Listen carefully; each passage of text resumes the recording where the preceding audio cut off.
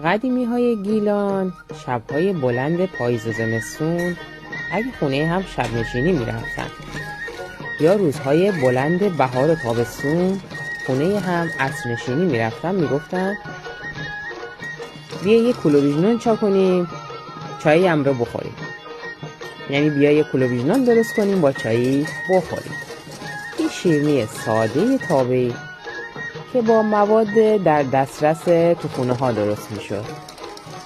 شکر و تخم مرغ، ماست یا شیر و زردچوبه هم می زدن. بعد کم کم بهش آرد و جوش شیرین اضافه می کرد.